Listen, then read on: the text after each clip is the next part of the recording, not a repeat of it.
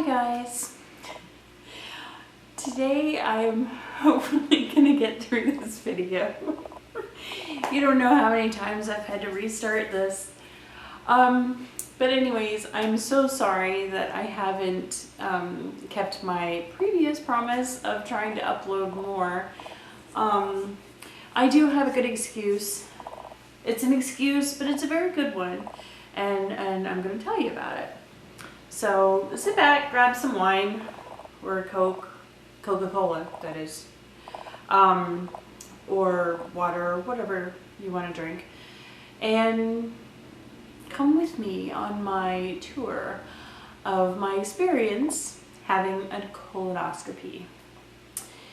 Now, I'm well above 40, and I know there's a certain time you need to start doing colonoscopies to make sure your plumbing is in working order.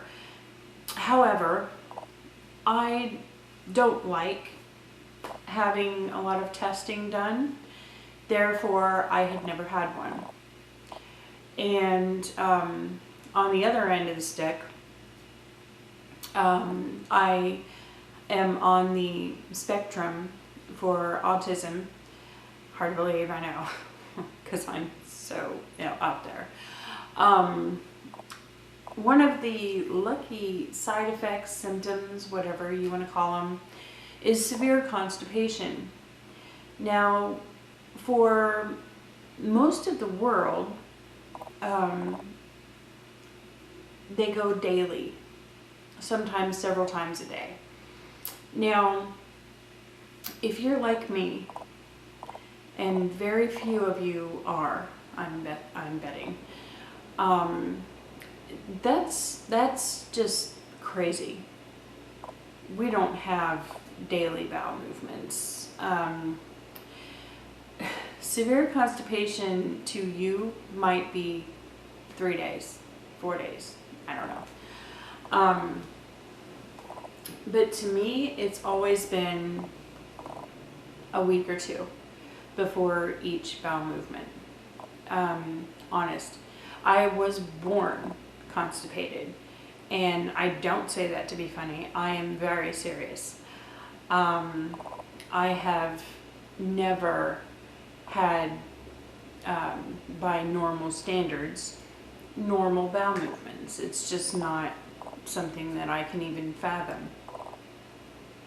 I would be like, why do you go to the bathroom so much? Don't you get tired of that? Doesn't your butt get tired of that?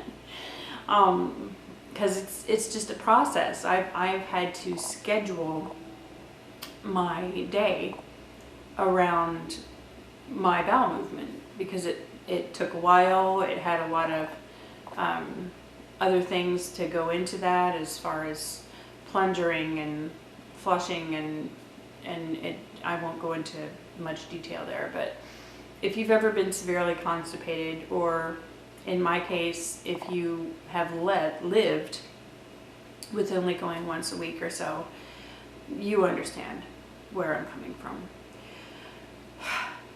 But as you get older, you need tests for everything, and one of them is the colonoscopy, to make sure all your plumbing is in working order. Now, several years ago, my bowel movements started getting easier. Now, I would still go about once a week, but it was easy. It wasn't, I mean, my mother was a labor and delivery nurse for years, and she used to tell me that when I was little, that she had seen less pain and pushing from a mother giving birth than she had seen me try to go to the bathroom. That's how bad it was. Spam. So, it's always been a sensitive topic for me, because I don't understand the normal people and they don't understand me. And it's just always something that you go to the doctor and you say everything's fine, because by my standards, it's normal. But like I said, a couple of years ago, it started getting really easy. And I just thought God was being nice to me after decades of having to strain so much and block time to be able to do that. I could just, once a week still, I would go into the bathroom and 5 minutes I was out of there. So excited for that. Now they will tell you that one of the signs that something is wrong with plumbing is that your stools will be thinner or softer or something to that consistency. And mine were getting that way. However, I was excited because, hey, I could go without a lot of pain and prep involved. But several months ago, it became a fact that when I had the urge to go, I would physically start to get sick and have to run to the bathroom and go. And I was like, okay, you know what? God, I take it back. I want to go back. Just a little further, just back. So I decided to check it out. I went to a doctor and said, I need a colonoscopy done. He said, have you ever had one done before? And I said, of course not. But the Cologuard thing, where you basically poop in a bag or something and send it off to some lucky researcher, that was not going to work for me, because I know my history, and I know that they would just tell me to go see a doctor for an actual colonoscopy. Because if I think something is wrong and my bowel movement habits had changed so much, there's something wrong and it needs a professional doctor, not a lab. And sure enough, they did find something.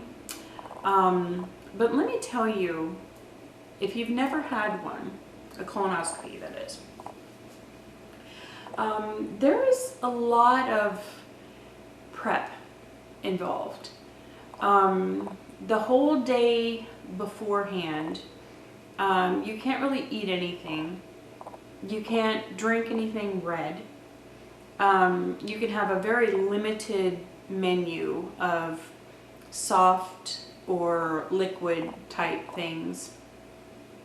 And then you have to drink what amounts to adult Drano. You have to take the stool softeners, and a lot of Miralax that will clean you out. I mean, you will be so clean. I think I pooped out, a Twinkie I ate in 1976. It was just everything. Because, I understand they need to be able to see what's going on in there, and they don't want a lot of crap in the way, literally. So you do that, and they make sure you drink Gatorade or something to keep yourself hydrated, because most of what you intake is outtaken really quick. And you will want to be near the bathroom, especially the first 1 or 2 times, because there's just no, floodgates will be open and laundry will need to be done. So prepare. If you've never had to before, prepare. It was a unique experience. Not one that I'm keen on repeating. However, because I had all this, I will have to repeat it in a year. Lucky me. On the nice side though, I did lose a lot of weight because of, you know, not being able to eat and then pooping out things I had eaten since 1976. I slimmed down quite a bit. So, you know, that's the positive. You gotta look at the bright side of things. So, because I live in a small town, I had to go to the next small town, which is a little bigger than our small town, to their hospital. And they said, well, just go ahead and check in the emergency room. And, you know, the emergency room is just kind of like the main entrance for what it's worth. So, you have to, first, before the actual colonoscopy, you have to have a scan done to see if there's any red letter items in there.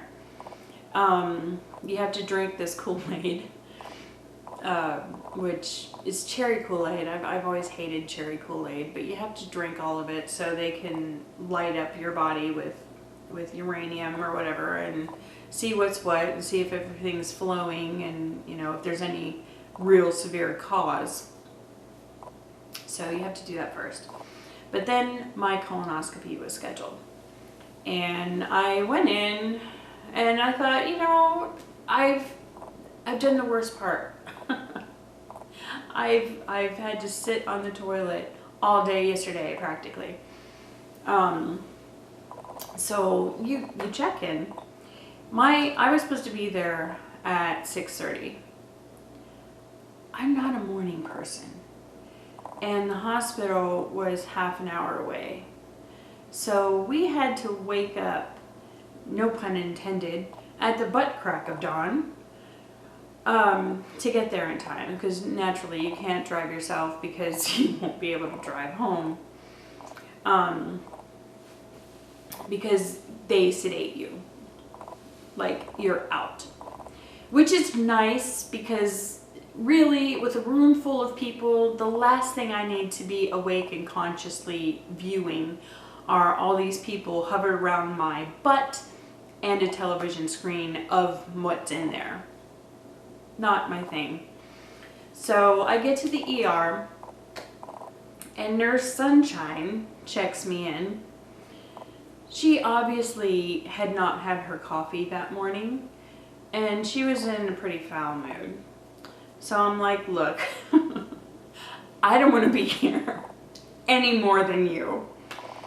So she was asking me all these ridiculous questions. They misspelled my name, which, come on, people, it's on my insurance card that they have a copy of. It's on my license that they have a copy of, and they still managed to misspell it. They put an A in there and just crazy. Nobody can spell these days. But she says, we have to give you an IV. And I'm like, okay, where's it going? And because, you know, I've been in a hospital before and I know there's various places they can put that. And she's like, well, we put it in your hand. And I'm like, my hands are the boniest, skinniest, fat-freest part of my entire body. It will hurt like all get out if you put it in my hand. Could you please put it in my arm? Because I have great veins. I'm always told every time I give blood or they take it anyways for various tests, they're like, you have wonderful veins. And I'm like, oh, thank you, I try. But, so she's like, well, I don't do that. And I was like, well, the best vein is right in the crook of my arm. I mean, look at it. And it was all pumping out and everything, all big and bad. Hey, look at me. Really? Seriously?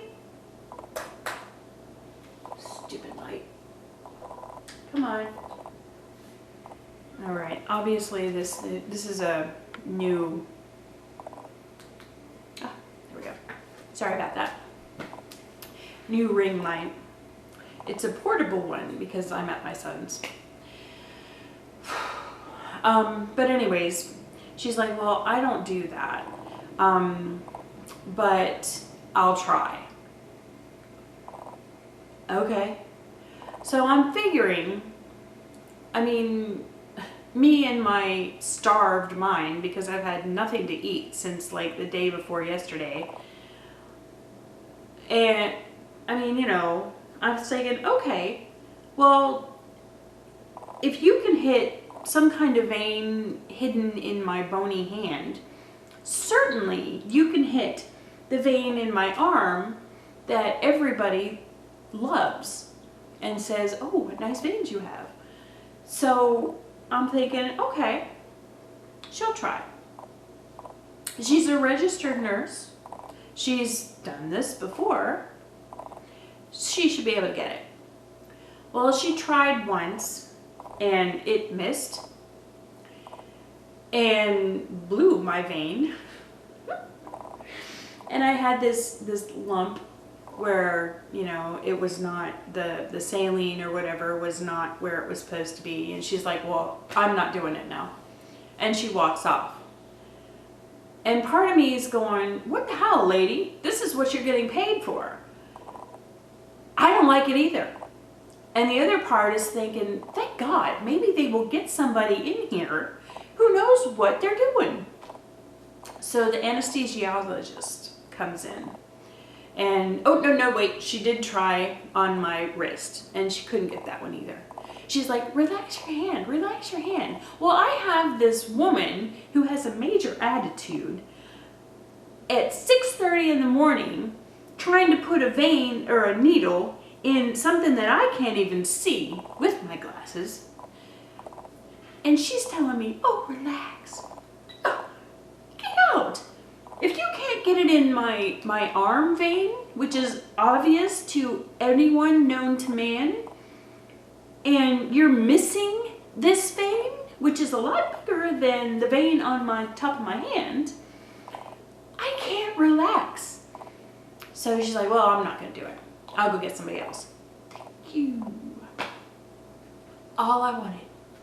So the anesthesiologist comes in, and he like plays with my hand or something, and I'm like, you know, claws in my arm because they're telling me to relax, but I've got to divert the pain in my mind.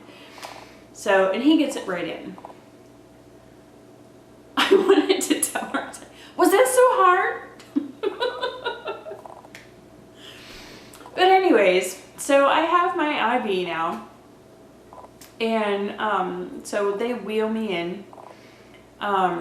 I get into this room, and it's not like the typical blank surgical room that you might see on Grey's Anatomy, you know. I feel like I'm in a storage closet because there is like a whole bunch of wire shelves on this side with various like bandages and medications and extra needles and all this stuff. And then there's like a shelf over on this side, and then there's a TV, which is the monitor that they're gonna use to watch my colon, and then the guy on his laptop, which I guess that was my doctor. I mean, everybody's in masks and hats, so you can't really tell who's who. And they have me roll on my left side, butt cheek up, and then I fall asleep. So I'm like, okay, that wasn't bad. I can deal with that. And, you know, the rest of the day is just kind of groggy. So I go home and I take a nap and I'm cool. Well, he calls me in to see the results a few days later. And he's like, well, we noticed a growth on your colon. And he gave me pictures. Most grandparents have pictures of their grandchildren. Nope, not me. I got a couple of Polaroids in my colon. So I will have to insert those because, you know, they're just so gorgeous. And he said, we tattooed your colon. And I was like, I can finally say I have a tattoo. But I won't be able to show it to you because it's where the sun don't shine. But yeah, this was in September again, and I was in rehearsal for a play that would be the first week of October. And he was like, you might want to find an understudy because I don't think you're going to be able to make it. Which is not really what you want to hear from your doctor when you're coming in for results. But that was the colonoscopy part. I don't want this to get long, and my camera's overheating and my laptop doesn't want my light to stay on, so I am going to call this part 1. And part 2 will be what they found. So stay tuned. Bye guys.